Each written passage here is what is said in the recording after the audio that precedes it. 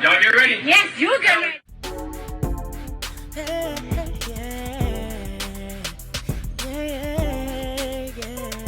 If you want the latest news in the streets, join us and tune in for the tea. Breaking news with integrity. So tell your friends and your family. It's the Lovelyti TV show, bringing you good tea and good vibes. It's the Lovelyti TV show. Be sure to share, like, and subscribe.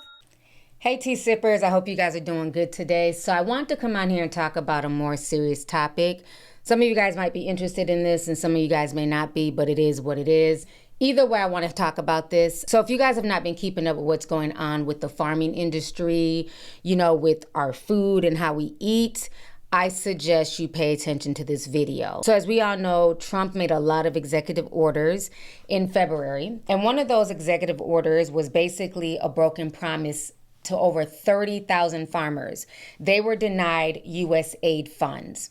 And so what happened is that basically a lot of farmers, they get this aid to help them, you know, supplement their farms, whatever they're not able to sell here in America, they're able to ship overseas to, you know, quote unquote, third world countries, you know, to feed people over there. And it also helps pay for like farm equipment, solar panels, just things to help maintain their farm. This was a program in U.S. aid via the USDA. So this affected a lot of farmers who were approved through USDA to get the U.S. aid subsidy. And so what ended up happening is that Trump had passed an executive order to basically freeze the funding to this U.S. aid program. And it affected a lot of farmers. A lot of farmers who voted for him were on TikTok, you know, upset, you know, wanting help, not knowing where they were going to be getting, you know, their aid and assistance from. And the interesting thing is that this really did not affect a lot of black farmers, because what a lot of people don't understand is that a lot of black farmers do not get these subsidies. They apply for them. It's very rare that they get approved. So a lot of them have been forced to literally pull themselves up by the bootstraps because they don't get a lot of government handouts like a lot of the white farmers. But now it's getting even worse, because what's going on now is that these tariffs are really messing up the farming industry. China has now come out and said that they are not fooling with us. They're not going to be buying any beef and pork from us. They're not buying any more soybean. And we are one of the largest exporters of soybean oil to China. So this is affecting a lot of farmers. A lot of them are talking. They're making TikToks. They're going to the news. They're very upset. And a lot of black farmers are also now sounding the alarm, because this is going to have a direct effect on the people. And I have been saying this now for several months. And this is why I am taking my gardening seriously. And I want to give props to everyone in Discord that have joined the gardening room, and just all of the wealth of information that's being shared in there, all of the talk, the questions that are being answered, people helping each other out. It's very exciting to see people's, you know, seedlings hatch, people posting pictures of their last year's harvest. It's such a wealth of information in the gardening and farming room. And I'm just so happy to see so many people join, because we have to understand how food grows. We have to be able to start stocking up, because shit is about to hit the fan. When you go to the grocery store, you are seeing less and less product. There's not enough people to pick the product. And at this point, these farmers can't even afford to plant a lot of stuff. So a lot of things are dying because they're not being picked. They're not getting paid. The money's not coming in. People are on the verge of losing their farms. So it's getting real. Now, one of my Discorders posted this video. Her name is Afro Curly Samurai. And she posted a TikTok video of a black farmer who reached out to another TikToker, basically wanting to tell what she's seeing on her end and how this is going to affect everyone. It's a 14-minute video, but we're going to watch that. I'm also going to include some news clips and everything else. I also have videos of John Boyd. He's a really dope farmer. John Boyd is a fourth-generation farmer, and he is also the president of the National Black Farmers Association. So he's been sounding the alarm for a while. I watched a really interesting interview with him a few months ago on Democracy Now! And also Don Lemon also interviewed with him.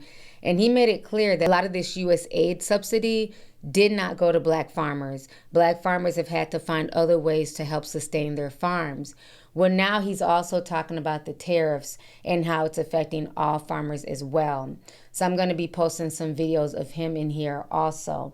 Another thing that's also affecting the farmer is that 80% of our potash that's used to fertilize crops, it comes from Canada. We're beefing with Canada, and they are the largest suppliers of potash, especially here to the United States. And so because of the tariffs and the back and forth, because Canada said they're not removing their tariffs. They're not playing this back and forth game. So even though Trump paused the global tariffs on, Canada and Mexico, they're not pausing their tariffs on us. They're tired of the yo-yoing. They're tired of the back and forth. So they are keeping their tariffs. And so that is going to cause things like potash and other things to be more expensive that are coming in from Canada. But we need the potash because that is how we grow our food. So this is an insane situation, but I want my tea sippers to be informed. This is why I do videos like this periodically. I'm here for the celebrity gossip and tea, but y'all know I'm more interested in real life, topics. That's really what I delve into. I'm a researcher, and that's what we talk about on Discord is real life topics. So I wanted to kind of tell, my public platform what's going on too. I don't want to just keep this in the Discord because I have people who are not in the Discord who don't know how all this stuff is going to be affecting us. So I suggest that you start stocking up, start learning gardening, buying seeds, getting with friends. You know what I'm saying? Maybe you have friends who grow a certain crop, you grow a different crop, and then you guys can trade and swap and stuff like that. I have signed up for a community gardening program. I told you guys about that earlier in the month, and we start in about a week. And so I've been getting all my seedlings together. My kitchen area has literally turned into an entire home garden, and I love it. I love it. So it's been an amazing experience. I'm also learning how to make bread from scratch. So I just don't want to depend too much on grocery stores for everything. So things that I can learn myself to do, I'm definitely going to start doing that and implementing that in my home. And I suggest you guys do that as well. So without further ado, let me go ahead and play some of these clips and videos for you guys, and I'll come back with my final commentary. We are very concerned about the current outlook. As a soybean farmer, we are dependent on trade. Right at 50% of the soybeans produced in the United States are exported. China takes more of our soybeans than all other foreign customers combined. So they're a major part of our market, and this trade war is very concerning to us right now. Tell us a little bit more about that impact on you and this trade war with China and how it's already dealing a blow to you and your family business. Well, the ag economy in general is already in a tough spot. The last couple years, prices have declined. Soybeans are down 40% from where they were 3 years ago. Cost of production are higher. Interest rates are higher. The overall farm economy is struggling. And then we had a trade war with our biggest customer, and it's going to result in lower prices. And quite frankly, there's not much room for error right now in the budgets. We're looking at basically losses for the upcoming year if commodity prices don't improve. And it's not just my family; it's farm families all across this country. There's 500,000 farmers that raise soybeans in the United States, and we're all in the same boat. We desperately need to get something rectified quickly with China, our biggest export customer, and we want to encourage the administration to get a proactive trade deal done. Let's get a phase 2 type deal done that's good for us and good for the country as a whole, rectify some of the issues we've had with trade and other issues, and move forward and it be positive instead of building barriers with tariffs. The administration is saying, hang on, be patient. But given what you just laid out, how much patience can you afford right now? Well, Pamela, right now we're planting a crop that looks like it will be produced at a loss. And by fall, when the soybeans are harvested and ready to sell, we're going to need a drastic improvement in our markets, or it's going to get even tougher for farm families all across this country. that trickles down to our rural communities. Our rural communities are a lot of folks across this country, and that impacts small business, that impacts just the whole infrastructure within our communities. It's not just our farm families. We want to keep this nation strong. We're the backbone of America. And I know the president has said he loves farmers, and I believe he does. I think he's trying to do what's right for this country. But we do want to make sure that our voice is heard and that realize that we got to make sure that we survive through these tough times. And we're going to need an improvement in our prices, and that's by having strong demand for the products we produce. We want to have good markets and we want to have opportunities, and that's what we need. A farmer who voted for Donald Trump is now begging Donald Trump to stop his trade war. Here is a photo of a farmer who went on CNN to quite literally beg Donald Trump to stop his tariffs, which are clearly impacting this farmer's livelihood and his business. But my message to this farmer is, were you not paying attention to the entire 2024 election cycle when people like me and millions of others were warning that Donald Trump's tariffs would impact you and your industry specifically? Were you not paying attention to all of the times Kamala Harris went to every single state in America and told you 100 times that Donald Trump's trade war would decimate particularly red states? So, I don't know. I used to have sympathy and empathy for these people. I don't want anyone to lose their business. Yet at the same time, how can you feel bad for someone who voted for their own demise after they were warned 100 times that it would happen but went on to do it anyway? This is FAFO. Fuck that. Joe Biden already bailed you guys out the first fucking time because Donald Trump screwed you over his first term in office. You guys seen what the fuck he did to you, and then you voted him back in again, and you think that we're supposed to have some sympathy points, or you going on CNN crying because he's fucking your shit up again? Really? Get the fuck out of here with that shit. The farmers in motherfucking Nebraska, Wisconsin, all of these states that are being affected, and they're trying to come on social media and the news stations crying now for sympathy points because they fucked themselves over by voting for this orange little bitch. Nah, it's too late for that shit now. Suck it the fuck up and struggle for the next 4 years. I'm a soybean farmer that voted for Trump, and I'm begging him to stop this trade war. Oh, look at you. You're so different. You're so strong. You're so brave. See, you're like a 10th generation soybean farmer, and apparently the president of like the American Soybean Farmers Association. You know that last time he was in office, soybean farmers lost $20 billion because of his tariffs. And our tax money had to bail you out.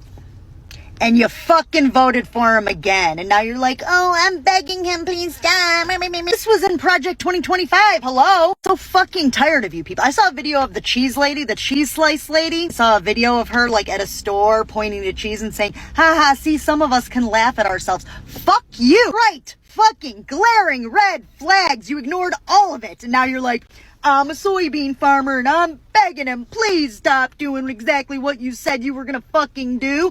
Oh, I'm the cheese lady. I'm the cheese lady. See, I can laugh at myself. Obviously, I got tricked, but I can laugh at myself. There are people whose lives have truly, truly been impacted by his fucking whims. Cheese lady, we don't need you to laugh at yourself. We need you to fucking apologize. What, soybean farmer? We need you to say, I am such an asshole.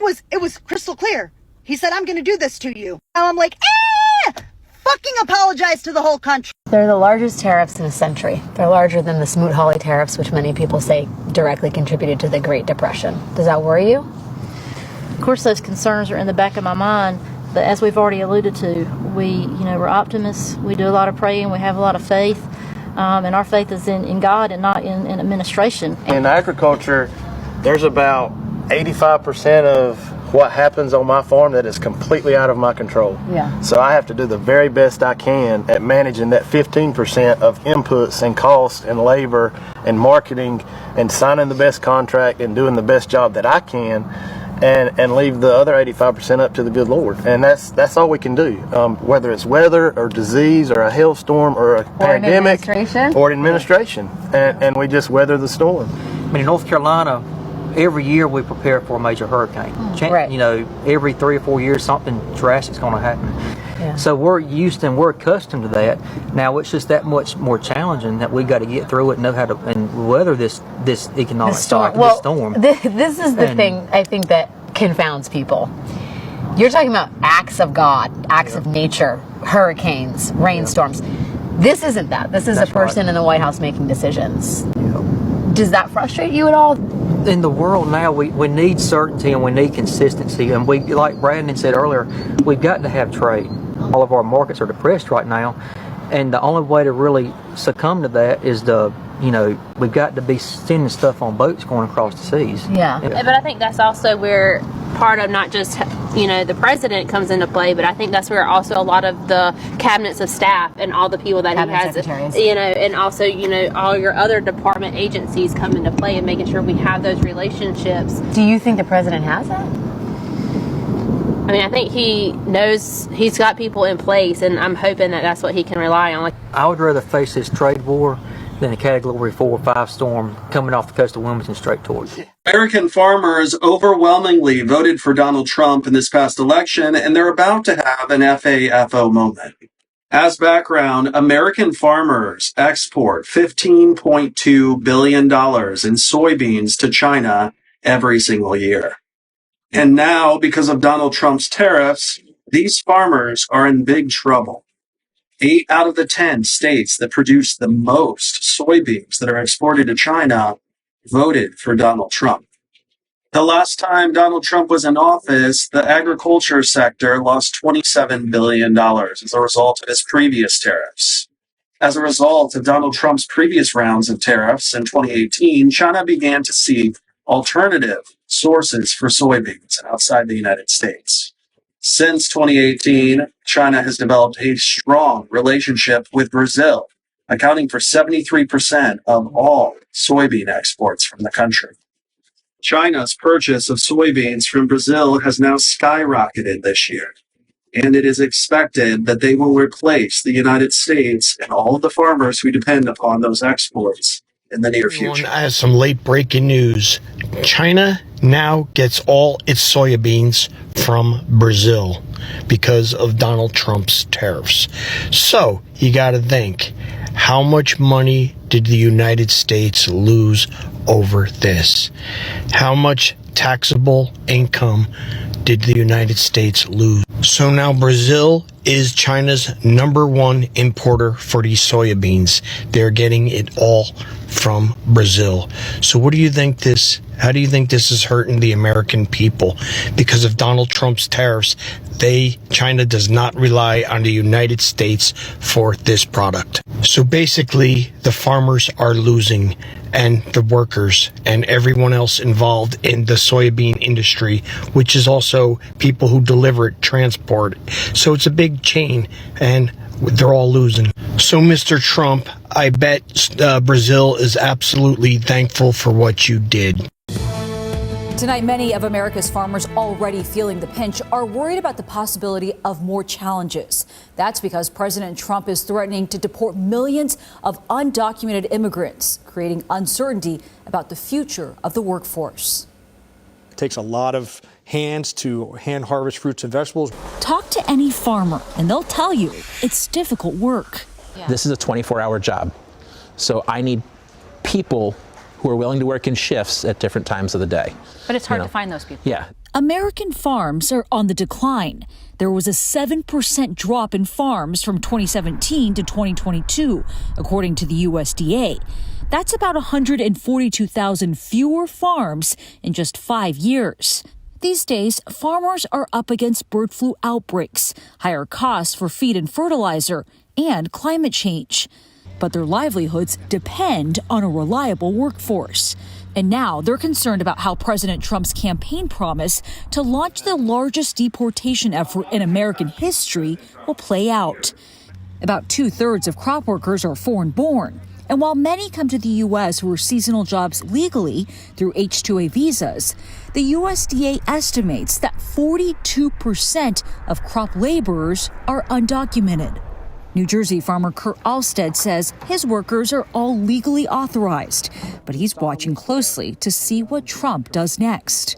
when we talk about the ripple effects of a potential mass deportation. Labor is already hard enough to find as is. Could it be even more difficult to find across the board if that does happen? Well, there's no question in the United States we have a shrinking workforce. Anything that happens from a policy standpoint that reduces people in our workforce is going to make it very difficult for industry, and certainly for agriculture. We would be in big trouble if we lost workforce. The labor union, United Farm Workers, has already seen an uptick in migrants asking for help.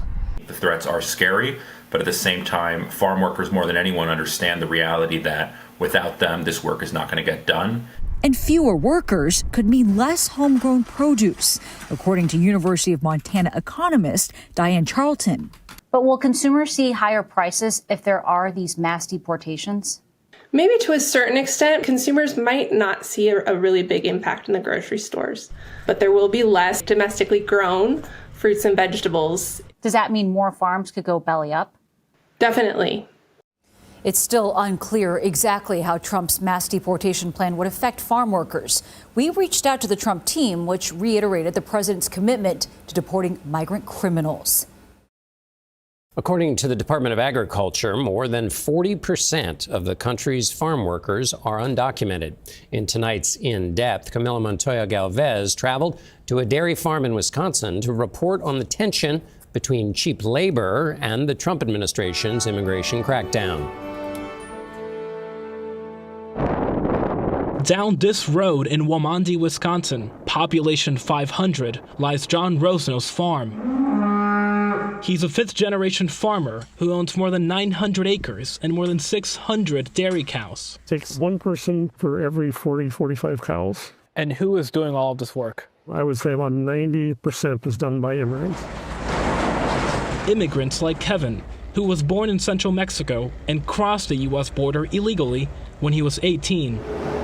Now 21, Kevin is among the 11 million undocumented migrants living in the U.S. More than 10,000 of them work on Wisconsin dairy farms. What kind of work do you do here on the farm? ¿Qué trabajo haces aquí en la granja? Alimentar y también limpiar los corrales. You feed the cows and you clean the barns too. Kevin, who did not provide his last name during our interview, says he often works 12 hours a day, 6 days a week, sometimes starting as early as 3 a.m. But the pay is better than back home. Does your family depend on your salary here in the U.S.? My mother and my siblings, of course. But since I have my dad here, he also sends some money. Nationally, more than half the workers in the dairy industry are undocumented. Like Kevin, many leave behind loved ones for wages that are below what American workers get. Some people would be saying that you could be right now hiring American workers to do this job, and that the only reason you're not doing that is because you can pay immigrants less. How would you respond to that? If I hired Americans to do the work, I would have to pay probably about $100,000 a year per person, and they would only work 40, 50 hours a week. I would be out of business within 6 months. I couldn't afford it. If the price of milk was, or like a gallon of milk cost $10 in the store, then I could probably do that. The new administration is already following through on its promise to deport the undocumented. What would happen to your farm and to your business if they are all sent back to their home country? If that would happen, I'm out of business, and it wouldn't take long. Rosno fears the future. Kevin does not. 4 years ago, when he was president, he said, "I am going to deport everyone," but it never happened. Sometimes we would watch the news and we would see that a family was deported, and we were scared to go out and buy groceries. But I have not felt fear since then. A fear he hopes he'll never feel again. Camila Montoya Galvez, CBS News, Wamandi, Wisconsin. President Trump's policies in these early days of his second term are creating uncertainty across the country. Cuts he's making in foreign food aid could have a major impact in America's heartland, where much of the food is grown. Nicole Killian reports from Larned, Kansas. John Dryden's family has farmed in western Kansas for more than a century. He grows wheat, corn, soybeans, and sorghum, or milo. We may switch to more corn, dry land acres, just knowing there's usually always a market for corn. So you may grow corn instead of milo? More corn than milo, yes. Since USAID's Food for Peace program has been suspended, there is virtually no market for milo, according to Kim Barnes. This is the milo that you're talking This is about. the milo crop. They make flour out of it. It goes into pet food, ethanol. You eat it. He's with the Pawnee County Co-op that purchases grain from farmers, including Dryden. Now, instead of selling it, he's storing it. When you're sitting here on 1.7 million bushels of milo, you kind of like to see it move on to the next step, especially when we have people in the world that are hungry. So while this program is paused, what are you doing? Well, right now I'm turning over every rock I can find. Until he finds buyers, he's worried the co-op and the community may take a loss. The person downtown's not going to sell any furniture. The grocery stores are going to be affected. People just aren't going to buy. But Dryden is still going to farm. We're throwing punches all the time, basically. Drought, hailstorms, insects. This is just another punch. How many more punches can you take? I don't know. I'm Skylar Henry in Fitzgerald, Georgia, where cuts in Washington to USAID are threatening this rural economy. What's the cost of one box? One box is about $40. Mark Moore is the CEO of the nonprofit Manna Nutrition, which makes a peanut paste to feed starving kids in war zones and famines. If the system stops, it's to catch back up, it'll cost not just time, but lives, thousands, if not tens of thousands of lives. What Moore makes is pretty simple. Take peanuts, blend it with milk, sugar, and vitamins. The result might not look like much, but he says it can work miracles. But not while the federal contract he has counted on for years is in limbo. We're on, and then we're off, and then we're back on again. He says he received a stop work order on January 29th, then told to resume 8 days later, then had his contracts canceled. And late Sunday, they were reinstated again. And with 130 employees, Manna is one of the top employers in Ben Hill County, 3 hours outside of Atlanta. My first priority is my people. Jason Holt is the mayor of Fitzgerald. Manna is a 2- or 3-fold contributor to our economy. They purchase raw products, they employ people, and they serve a great humanitarian purpose. What's your hope? I hope they continue to grow. For Mayor Holt, keeping the economy healthy here is personal. I have a graduating senior coming up. He has a path in mind. He would like to come home, and I want Fitzgerald to be here for him to come home too. And Skylar Henry joins us now from Atlanta, Georgia. Skylar, this isn't just about one product or one company. Give us a sense of some of the ripple effects here. Yeah, John, this is many farmers in many states. Manna says that it relies or it can get a supply from as many as 27 states, but they really rely on a handful, and that is milk from Michigan and Texas. They get their sugar from Louisiana and Florida, and then they obviously get their peanuts from right here in Georgia. All of those farmers would have to find alternative places to send their products. In the trade war, Canada and China fired the latest shots today. The province of Ontario put a 25% surcharge on electricity sales to Michigan, Minnesota, and New York. Ed O'Keefe will have more about that from Ottawa. But first, China slapped an additional 15% import tax on American farm products, including pork, poultry, beef, and soybeans. And Lana Zach is in the heart of farm country, Mount Vernon, Iowa. These are all beef cows. Tim Keegan calls himself a pretty basic Iowa farmer. His family's been working the land in Mount Vernon, a few hours east of Des Moines, for generations. Their livelihood comes from corn, soybeans, and a small herd of 150 cows. How high are the stakes for you? It's tough because within agriculture, I mean, we essentially get one chance a year to raise a crop and market that crop and sell that crop. You don't have like 5 different harvests. No, it's not like we're a factory where we're constantly putting out widgets every day and we can make a change and the widget's going to come out cheaper or different the next day. So we're forced to be a lot more forward thinking, just the nature of our business. China is the largest overseas market for many U.S. farm products. Last year, the U.S. exported nearly $13 billion worth of soybeans from farmers like Keegan to China alone, and another $1.5 billion in beef. Now, import tariffs up to 15% from China are hitting cash crops. I think people within agriculture are hoping that some of this is these tariffs and stuff will be short term from a negotiation standpoint. And if they are long term, they will have some pretty big impacts within the industry. 41 years later, we're still here. But Mount Vernon's mayor, Thomas Weasler, says even short-term tariffs on the town's farmers could send shockwaves through the economy. We need them to be successful. And on every level, we need a thriving agricultural community. Otherwise, there's a gap in what we provide to our citizens here. It will ripple down through our main street, through our community, and it'll affect. We want to get rid of illegal immigrants, quit eating. And that's for everybody. That's, nationwide. If you want to get rid of them, quit eating. That'll solve the problem. But when only 5 pickers showed up this morning to harvest his sweet potatoes, farmer Keith Smith saw possible ruin, the loss of his $500,000 crop. They're running scared because of this new law. And you're in trouble. I'm in trouble, bad trouble. Smith's 200 acres need 20 pickers, mostly Mexican nationals. There is not enough documented people here to supply that workforce. Most of your workers are here illegally. But sure, if they got documentation, they got a better job working for me. Fernando Aldeman, a Mexican national, has worked Smith's farm since 1992. Everybody's just scared. Yeah. Now, are you here legally? No. No. So, are you scared? Yeah, I'm scared. I'm scared, Smith's pickers make about $100 a day. He supports immigration laws, just not this one that threatens his third-generation family. Just a helpful reminder from a soil geologist. And Venus, my pup. Right now, a lot of the crops around the country are rotting in their fields because the migrants aren't picking them. So what this does actually is it ruins that soil.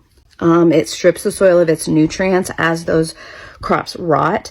It makes the soil less fertile, and it means that the yields produced after that are much lower or won't even produce at all. So this is a multifaceted issue.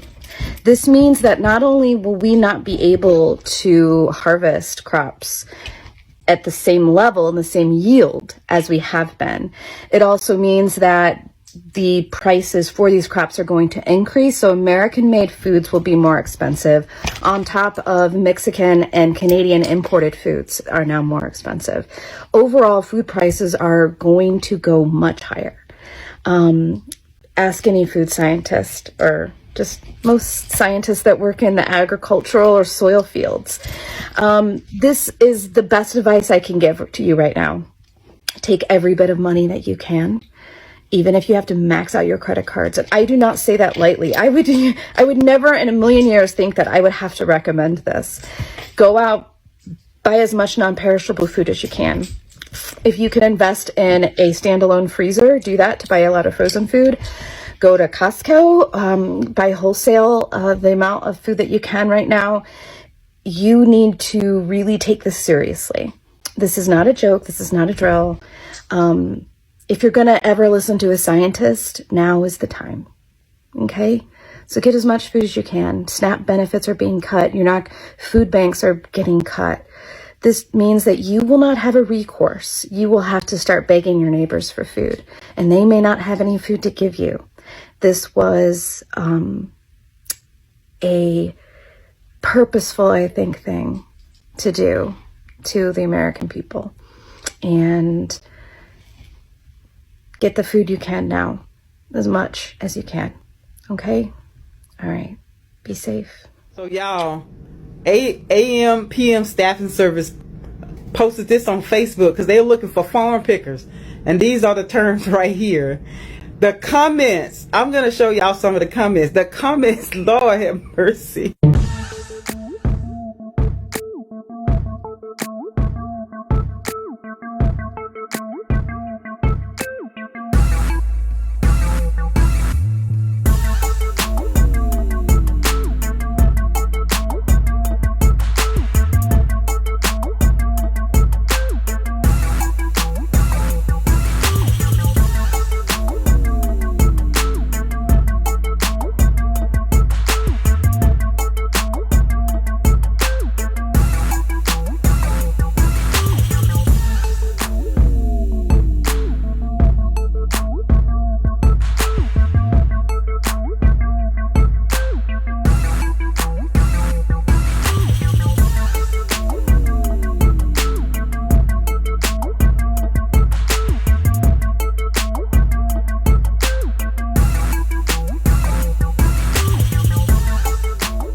Once this administration picked a fight with China, China basically said F you and stopped buying a significant amount of beef from Nebraska and soybean from Iowa, which is the two biggest exports of those states, and they rely heavily on China to make money, essentially. And China is their biggest buyer of these two products. Now, Iowa has a special relationship with the president of China, Xi Jinping, who was a foreign exchange student in the agricultural education program in Iowa and stayed in Muscatine for a little bit. So he learned a lot when he was in the state of Iowa. But now that relationship has basically gone to shit because of this administration. And now China is no longer buying soybeans. And now the relationship of international students who go to the University of Iowa and Iowa State are also on the line, which I'll talk about in a different video. But for the state of Nebraska, beef is the biggest export that they have, and especially China being one of their biggest buyers. Now, if you remember, the state of Nebraska stated that they were going to be in a $4 million deficit this year for their budget. And now that's probably a very higher number than initially stated, because now China is no longer buying beef from Nebraska, which is their biggest export, and they're their biggest buyers. And now these cattle ranchers and these farmers are now flipping out and freaking out because their biggest buyer is no longer buying it. Who are they going to sell it to? And unfortunately, they voted for this. Do I feel bad? Not really, because you should have known never to pick a fight with China. China is not backing down. They don't need us. We need them. These farmers are not going to make it. They're going to be broke and bankrupt. I've never seen El Super this empty. So many empty bins.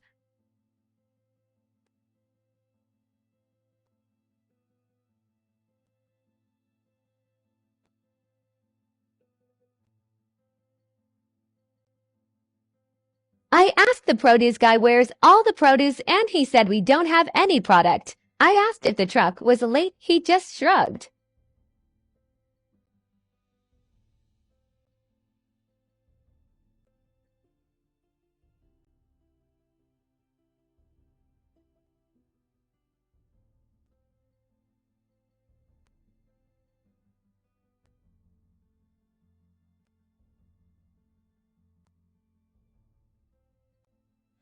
Empty shelves, an unusual scene in a normally stocked warehouse.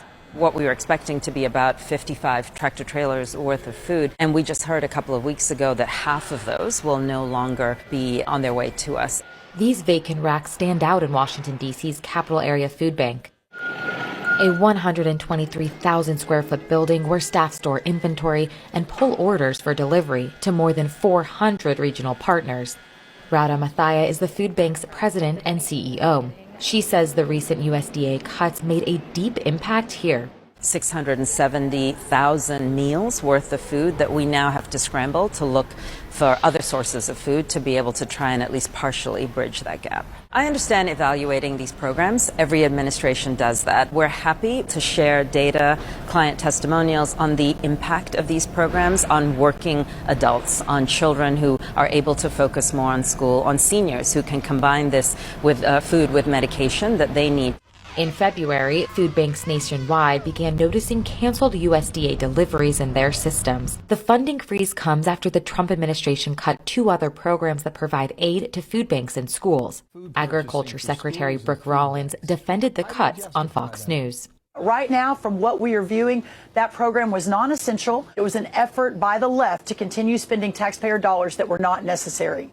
Republican lawmakers are also considering cuts to the Supplemental Nutrition Assistance Program, or SNAP, previously known as food stamps. Last year, about 42 million people used the program. In a statement to the NewsHour, a USDA spokesperson said the USDA has not and will not lose focus on its core mission of strengthening food security, supporting agricultural markets, and ensuring access to nutritious foods. The agency also noted a recent approval of $261 million in purchases of fruits, vegetables, and tree nuts to food banks. This is an extraordinarily serious moment for food banks all across the United States. Vince Hall is the Chief Government Relations Officer for Feeding America, a nationwide network of more than 60,000 food pantries and distributors. He says an end-to-pandemic era aid, rising inflation, and stagnant wages has led to record-high demand at food banks. Over the last couple of weeks, we've heard some really bad news, frankly, from the USDA. The first piece of bad news was that the LFPA program, the Local Food Purchase Assistance Program, has been discontinued. And so we had planned to bring in about 1 million pounds of food this year through that program. And it was just beautiful, locally grown, fresh produce, also some ground meat, great product. And so that program is ending completely June 30th. In addition to that, there's been other food from small local farmers paid for with the same source of dollars. Suddenly on Tuesday, 20 loads of that product were canceled. And that was product that we were expecting to arrive between April and July, so starting next month. That product, which is worth about $1 million, 500,000 pounds of product, will not be coming in. And it's food that's really important for our community, and it's food that will be very expensive to try to replace with donated dollars. You find a lot of... Were you ready for this? All right, guys, I didn't really want to have to get on here and do this, but I had to. These are fiberglass steaks right here. Those big, bulky steaks on the back of the truck, wooden steaks. I called 2 weeks ago to get a quote on these fiberglass steaks because we need some more steaks this year. I got a quote, 83 cents. I called the man this morning. I said, hey, I know these tariffs are crazy and everything going on. I said, what can you do me on those fiberglass steaks now if we needed a load? It's a 3-month ETA from the time you place the order. He said, Taylor, you don't want to hear this price and I'm about to give you. And I said, well, give it to me anyways. He said each of those steaks now is going to be $1.74 a piece. And I said, well, you know, and I know both that we can't do that, and that's going to be impossible. So that's just to let you know a little bit of what we're going through out here on our farm and what farmers in general are going through. These tariffs, not the best thing for our country. I voted for Trump. I want to start off by saying I did vote for Donald Trump. We are possibly going to lose our farm if NRCS doesn't hold up their contract with us on the EQIP program. So the reason that they're not able to hold up the contract is our EQIP program, which is cost sharing on fences, waters, a well, and some seedings, was funded by the Inflation Reduction Act. Because of the executive orders, there's a pause or a freeze on the funding through the Inflation Reduction Act, and they're not able to pay out on the stuff that we completed or anything going forward. I'm not the only one this is affecting. So there are other farmers in the comments saying that they're in the same boat that I'm in because they signed these contracts, and the contracts, even like, so whenever I looked into the contract, I made sure that that funding was set aside. It wasn't funding that, oh, we hope it's there whenever it's done. I made sure that that funding was set aside so that way before I made these business decisions, I knew that funding was there per contract. So they're backing out on the contract because they don't have the funding, they can't release the funds. I need your help to save my farm and many other farms. This farmer right here is a Trump voter who just found out that money he put into a program that he was told he was going to get back from the government has disappeared because of Trump's executive orders. He doesn't know when he's going to get the money. And if he doesn't get the money, he will lose his farm, is what he said. And I have a response from a Republican congressman when shown his problem that is absolutely abysmal. All that coming already. First off, look at how excited this man is when he found out that he was approved for a government grant that would provide him the money he needs to invest in his farm. This is what the government is for. This is what the government is for. Donald Trump and Elon Musk are destroying this, but this is what it's about, helping people get ahead. Hell yeah!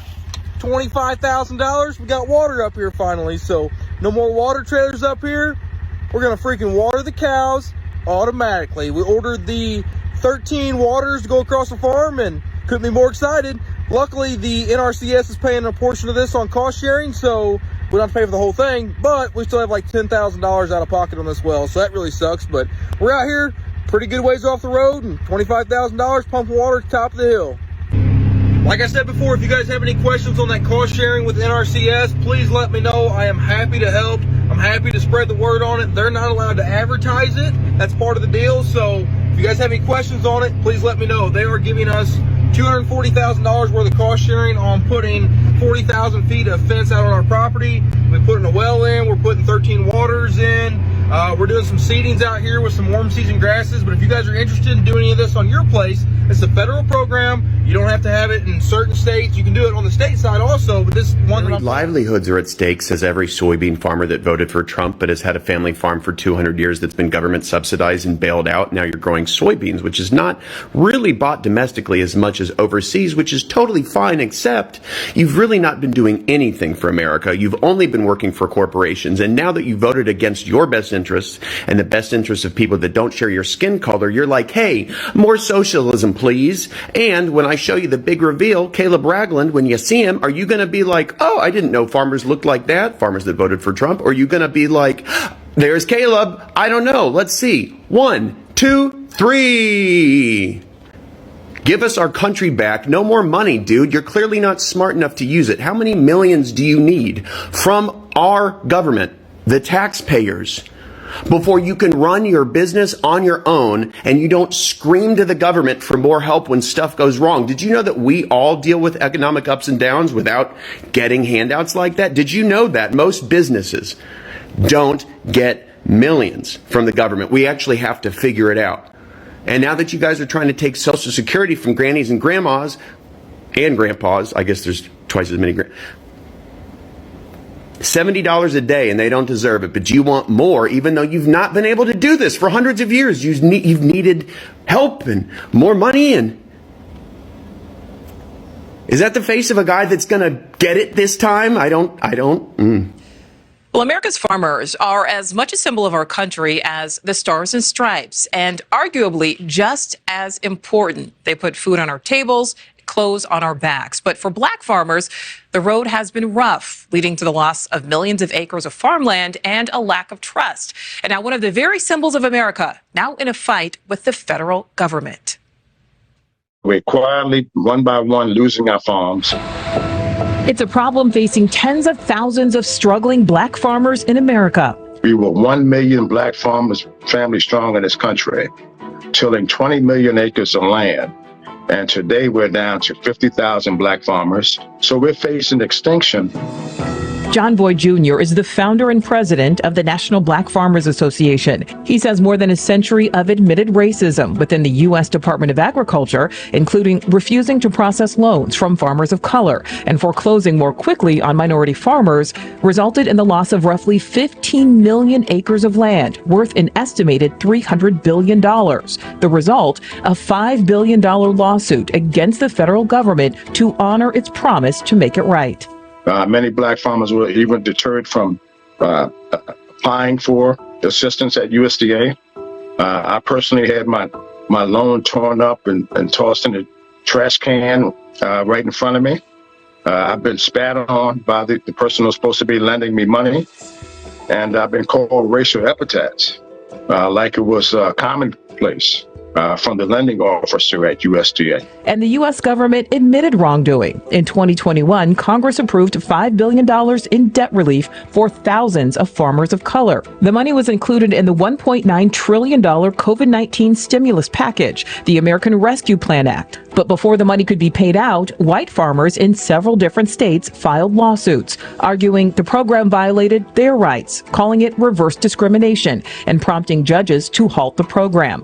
One of those farmers, Texas Agriculture Commissioner Sid Miller, who called the debt relief unconstitutional. It was racist. It was based on skin color, not on need or economically disadvantaged.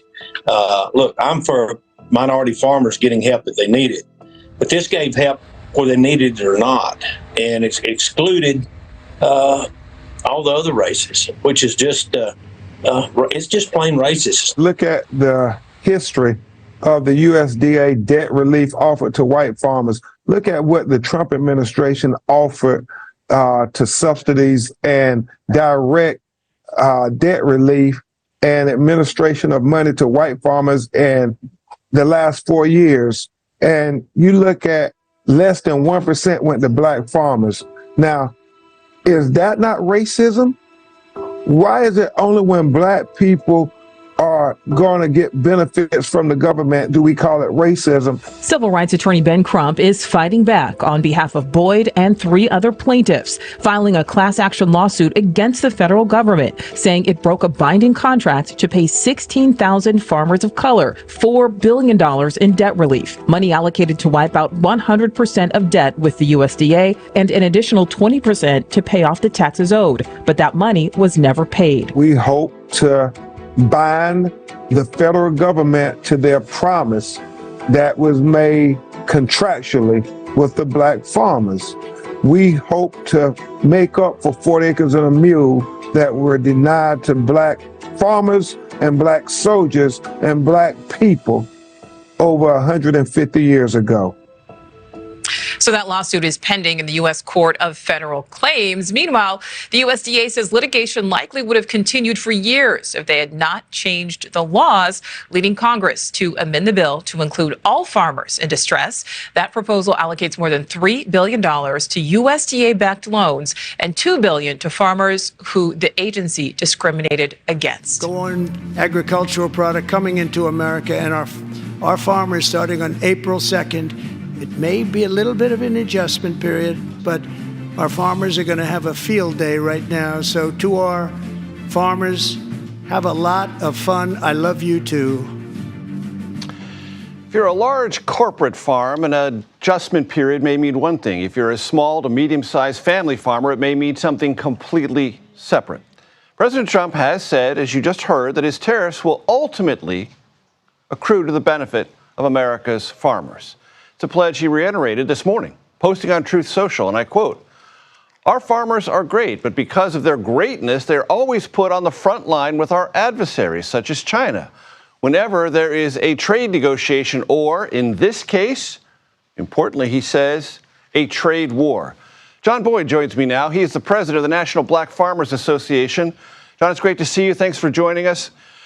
To my point, this idea of an adjustment period, if you're a large corporate farm, that means one thing. If you're a small to medium-sized family farmer, that means something completely different. Am I right about that?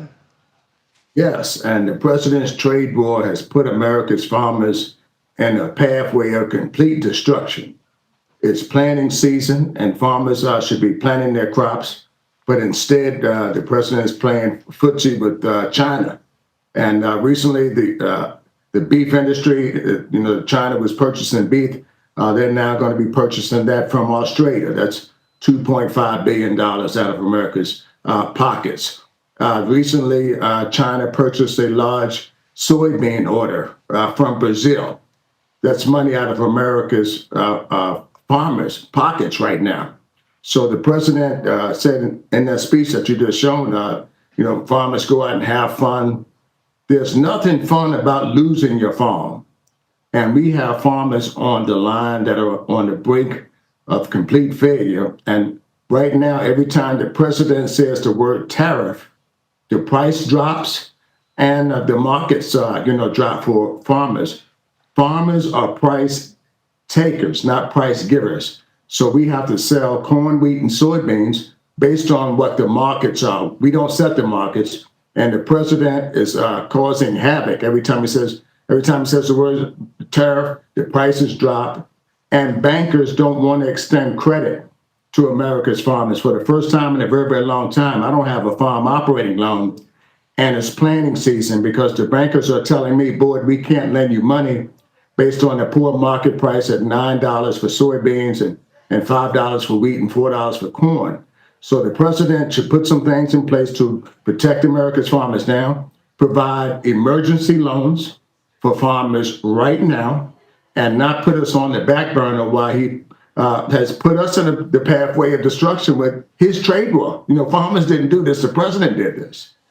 And John, as I understand it, even before the tariff conversation initiated by President Trump, farmers were stressed out by weather havoc, lower than expected commodity prices, and other issues.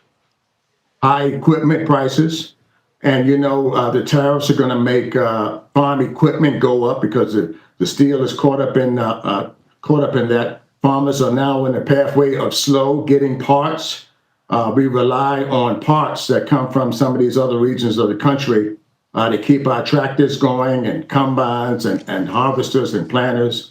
All of the things that affect everybody affect us first, and then it's passed on to the actual consumer. So here it is, America's farmers who voted for this president overwhelmingly in this country are the first to get punched in the face by this administration, and they're kind of leaving us dangling out here like a carrot in a negotiating type style, while we should be planning for our crop season. So it's a very, very troubling time for our farmers, especially for small farmers. I want to be very, very clear. Small farmers don't have the time period, so to speak, 30 to 45 days to plant our crops. We have to get them in the ground. And farmers are calling us every day here at the NBFA, say, board shop, plant my crops, I'll sit this one out. It's complete havoc. It's complete, where farmers just don't know. Uncertainty right now is the word that I'm looking for with America's farmers. And the president should come out and make a national speech to kind of calm the waters here and bring farmers to the table, have a discussion at the White House and engage us. Instead, we're learning about things from CBS News and other news outlets instead of engaging us and having us at the table. The Agriculture Secretary hasn't reached out to the NBFA to have a meeting, a sit-down meeting to talk about any of these concerns that I'm laying out to you. So right now we feel like we're the gambling card on the table, and it should be the other way around. John Boyd, I appreciate your perspective. Thank you very much, sir. Thank you for having me. The Supreme Court rejected today the Trump administration's effort to keep frozen billions of dollars in foreign aid that had already been approved by Congress. Today's ruling might only be a temporary setback for the administration. The court did not give a timeline for when the money must be released, sending the issue back to the lower courts. Back in January, the president moved to freeze billions of dollars in foreign aid from the State Department and USAID, causing aid programs around the world to ground to a halt. But the effects are also being felt closer to home by farmers who relied on USAID to purchase their product and distribute it overseas. Our Shimon Prokupez has more. You ask me why I do it? Well, we feed people, and that's a good feeling. What I produce here, I stand behind my crop. I don't produce anything on my farm that I wouldn't eat. Matter of fact, I'll show you. I'll choose some soybeans first. Man, it tastes good. I'm going right here on my farm. What does it taste like? It tastes like McDonald's hamburger. No. Yeah. That's what's in them. John Boyd Jr. is a fourth-generation farmer. He grows wheat, corn, and soybeans here on his 1,000-acre farm in Southern Virginia. He also founded the National Black Farmers Association, and he's no fan of President Donald Trump. The president casts a net of uncertainty. Every time he makes one of these wild announcements that people are saying, yay, tariffs to China, tariffs to Mexico, tariffs to Canada, USAID, it's over, it's done. Every time he makes those type of drastic announcements, he affects America's farmers. Within days of taking office, President Trump dismantled USAID, a humanitarian program that's been a lifeline for the most vulnerable around the world, and a critical source of income for U.S. farmers, paying them hundreds of millions of dollars a year for their crops. He also froze some funding for farmers and rattled trade markets. We take it totally for granted. And what we're doing in this country right now, we're gambling with all that. Gambling with farmers. Gambling with farmers' lives. They're gambling with my life. They're gambling with my livelihood, man. Farmers like Boyd rely on loans to plant for the upcoming season, with the hope that the harvest will pay it off and bring home some profit. In fact, about 1 million American farmers rely on the USDA for financial assistance every year. But just days before planting season starts, Boyd says he hasn't been able to get a loan yet. And he says he's not the only one. They want you to show them on paper how you're good for that operating loan and how you're going to pay it back. I can't pay it back with $8 beans and $6 beans and $3 corn. The majority of grain exported from the United States is stored in grain elevators. In Kansas alone, one grain elevator can export millions of dollars of goods. This isn't Pawnee County in Kansas. This is a grain elevator site. This is where farmers will bring their grain, stuff that they've harvested, like milo and wheat and soybean and corn. It is stored in these bins, these large concrete bins, and then sold to exporters, companies who are willing to buy that. And right now, it is very difficult to move some of this stuff. They could come in and sell wheat for $5.58. It was down 14 cents today. Kim Barnes has been buying and selling each year's harvest for Kansas farmers for over 50 years. All these bins are full, and they're full of milo. That's $5 million worth of grain, Barnes says. Grain that countries like Ethiopia and others depend on for food aid. And so what's going on with the milo? Why do you have so much of that right now? What are you seeing in the market? We just don't have any market for it. There's nobody wanting to buy it. 5 months ago, Barnes says USAID bought over 200 million metric tons of milo from American farmers. Today, with no market for that grain, he's desperate. One potential lifeline, a proposal in Washington for the USDA to continue USAID's food distribution program. You're optimistic that the USAID stuff will get moved into the USDA and the program will get... And will go on. But John Boyd doesn't share that optimism. He's not just worried about the future of farming, but for the future of his own farm. There are 4 children, and I know that my kids have watched me scuffle, throughout my career. And they're not going to want to do this if this administration continues to make it more difficult than it already is. The discrimination that I faced at USDA was in-your-face discrimination. I was spat on with tobacco juice running down my shirt on one particular loan application with the lender, who was a federal employee who was employed by a government, spat on me. I was called the N-word from this same official. I had my application torn up and thrown in a trash can in front of me.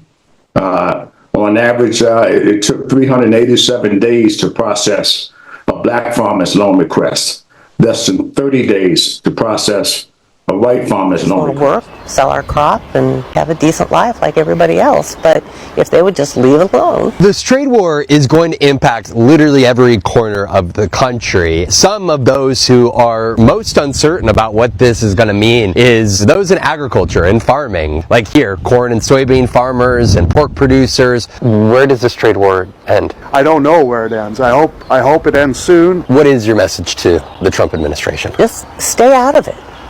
I mean, if they would just leave it alone and let the free market do its job, everything would be okay. This is going to be so far-reaching, not just because of the Trump administration's tariffs of goods imported into the United States, but it's about the question marks in the days ahead about the retaliatory tariffs that the likes of China, Canada, potentially Mexico, and Europe are going to place on U.S. goods that are either produced, like corn and soybeans, or manufactured and sent overseas. In his joint address to Congress, he said he loves farmers, is his exact words, or something like that, to that effect. And here the very people that, in this case, 99%, Don, of white farmers voted for this president, are the very first persons in line to get affected by this president. He came right in, imposing tariffs and threatening tariffs and really causing a state of emergency for farmers in this country. Really chaotic the way he does it, Don. One day the tariffs are on, the next day they're off. But what it does for the American farmers and black farmers is it plays with the market. All the 3 major commodities in this country, corn, wheat, and soybeans, he threatens tariffs to Mexico, which is the _1 purchaser of U.S.-grown corn. He threatened tariffs to China, the #1 purchaser of U.S.-grown soybean production in this country, and I raised both of those commodities. And right now, the price is down based on all the rhetoric from the president and the issues at the United States Department of Agriculture, where the president came in and said there'd be immediate relief, day one help for America's farmers, $30 billion lies dormant at USDA, not moving, and it's the beginning of planting season for American farmers. Yeah. But bottom line, what does that mean to you? And then we'll talk about black farmers specifically. What does that mean for farmers in general? You said they're the first in line. You mean the first in line to be affected negatively by these tariffs? First in line to be affected negatively, Don, and the very first people that the president took aim at was his base in all of these red states. I want to be very clear. These are people that had pasteboard signs out here in southern part of Virginia with Trump. These farmers held rallies and meetings on their farms, and he went after them quickly and used them as a ploy, a bargaining ploy with these other countries, not even taking into effect of what he would be causing them and their farming operation. Don, if you don't get farm operating loans and you have poor price commodities on corn, wheat, and soybeans, you wind up in foreclosure or on an auction block. So the president said in his speech, it's going to be a few bumps in the road and just give him a little time. Farmers don't have time. Now, we have the beginning of planting season, which is right now, and then we have harvest. We have to get those 2 times correct, and there's very little margin of error for planting season. And farmers don't have operating loans in place because the government has frozen programs at USDA. They came right in, Don, this president did, and fired everybody at USDA that had anything to do with equity, DEI. All those people went on day one. Totally erasing 4 decades of work that I put into getting those positions there at USDA. He came right in without the involvement of Congress and totally sent all those people home with some nasty email and a one-pager. Why is that important that people know what you're talking about, what you're talking about right now? It's important because USDA has never been a friend to America's black farmers. The reason why we got DEI is because we had master farmers, my daddy called himself, that wasn't being able to get loans on time. 387 days on average for USDA to process a black farmer's loan request. Less than 30 days, Don, to process a white farm loan request. I've been spat on by the county person there who's supposed to be making us loans. I've been called the N-word. And in the 80s, we still had to come in the back door, way after integration, Don. A line of us would be lined up out there. We all knew each other, and we never spoke about how poorly we were being treated by USDA. So here's a real agency who's never lent us any money, put our farms in inventory and pretty much gave them to white farmers for a penny on a dime.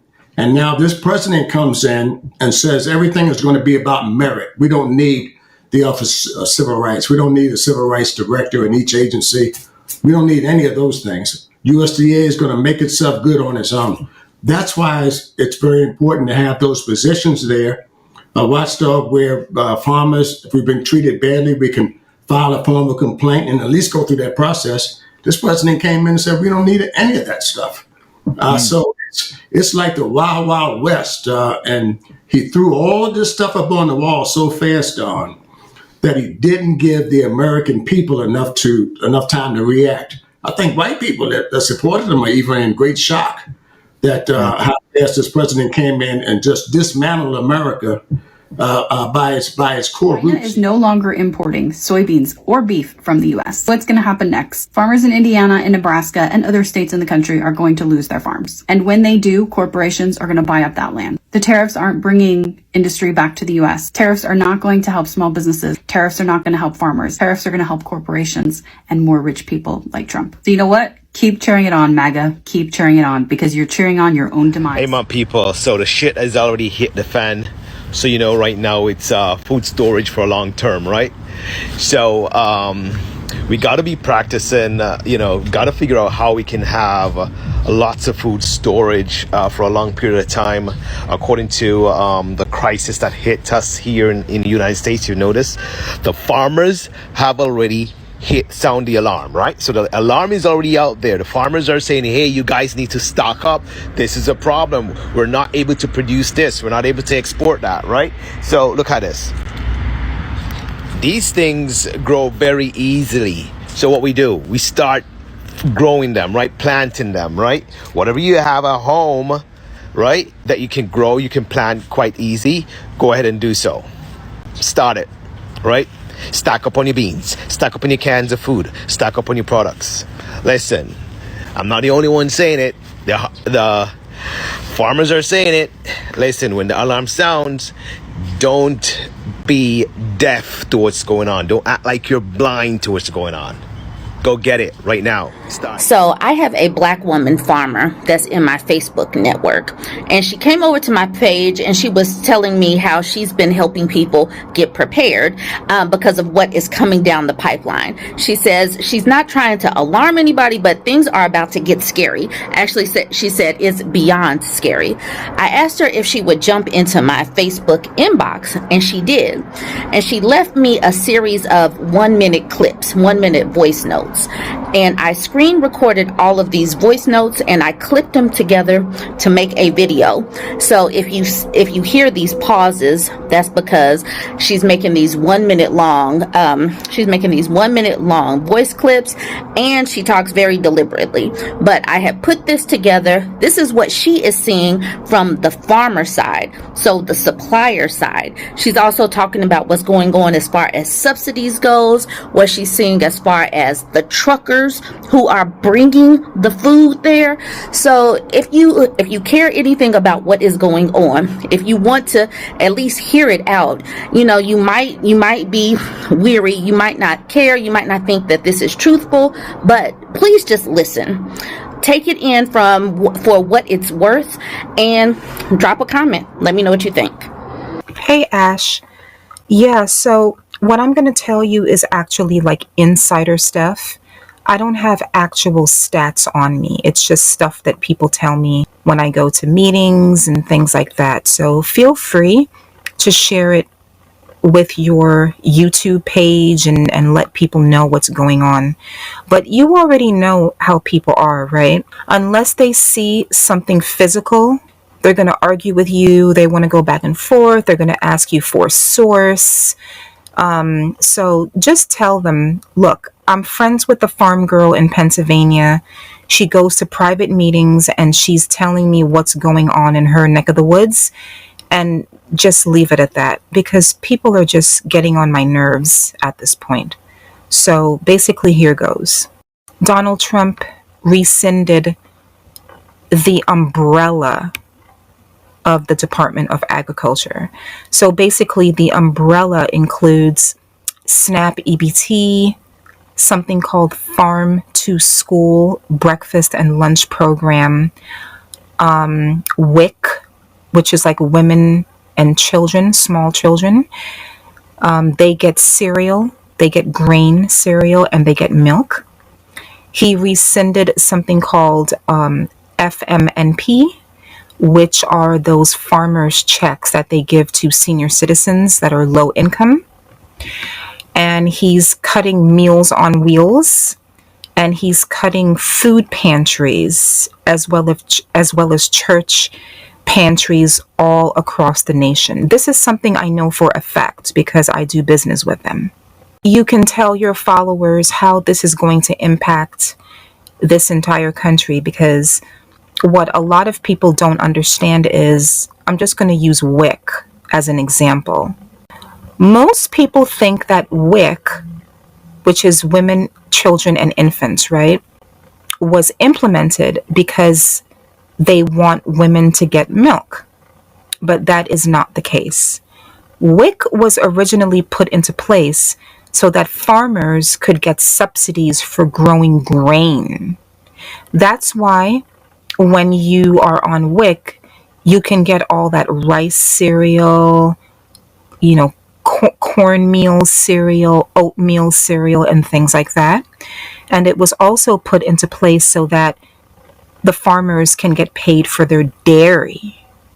That's the reason why when mommies are on WIC, they get so much milk I mean, jugs and jugs and tons of milk that they don't even know what to do with the milk. So they end up making cheese, they make yogurt.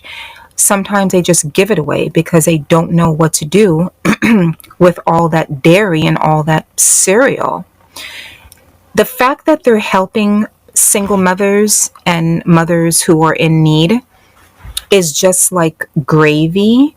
They're doing it so that the farmers can get paid. And farmers get paid by something called farm subsidies. Okay? That is a welfare program. All right? And it's funny because MAGA hates socialism, but they don't mind getting subsidies, which is welfare, as long as it benefits them. Now, because he cut all of these programs, not only are senior citizens going to suffer, farm to school is going to suffer because all the funds are frozen.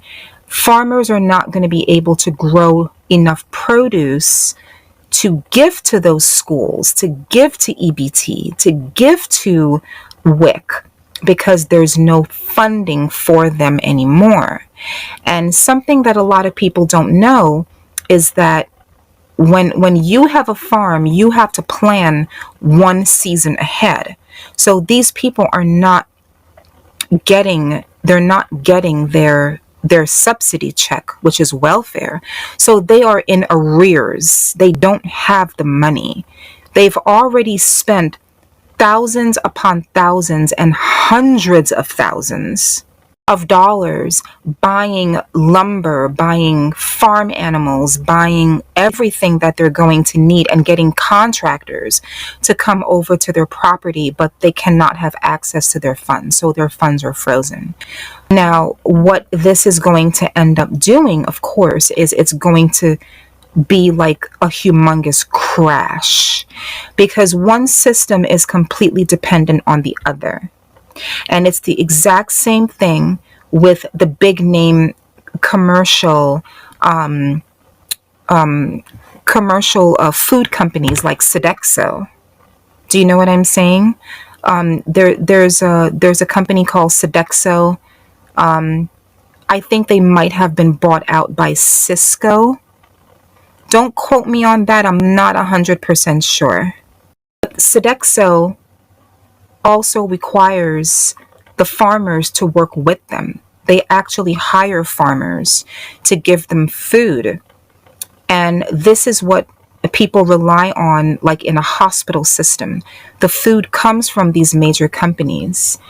And when the farmers are not getting their checks and they can't do what they need to do, these other corporations are not going to be able to feed people. So it's going to have a horrendous snowball effect on our society. We are not going to be able to recover from this. So now, here is what the truck drivers are now saying. I don't know anything about truck driving, so I'm just going to give you the simplistic of it.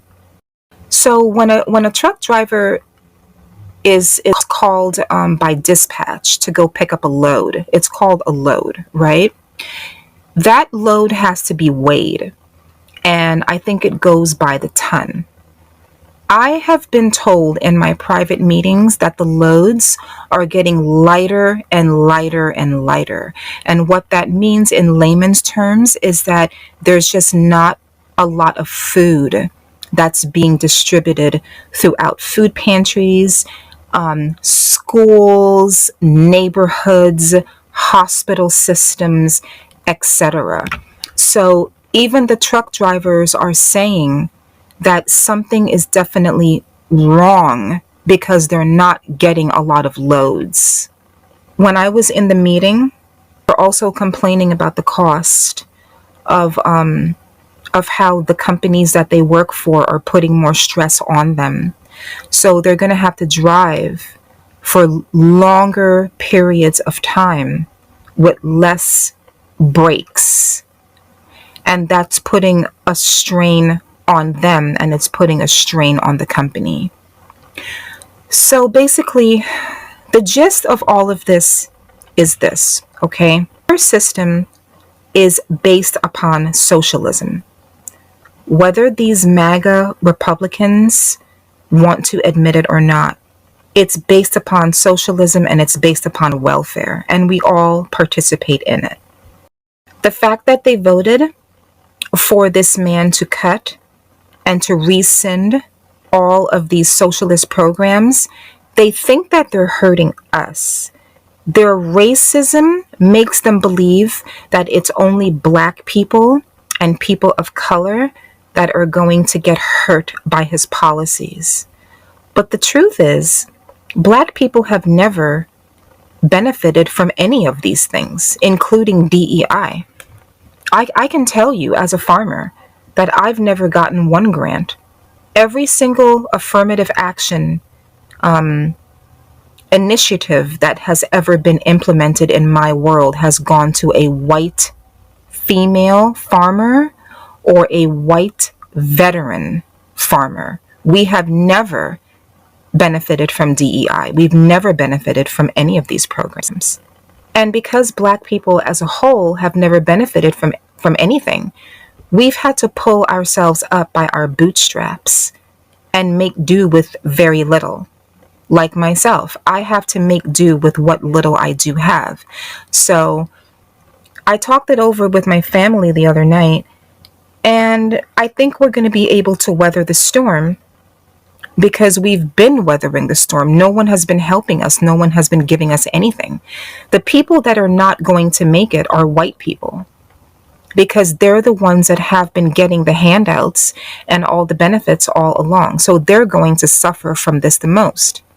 I think it's kind of funny when you think about it, because they cut off their nose to spite their face.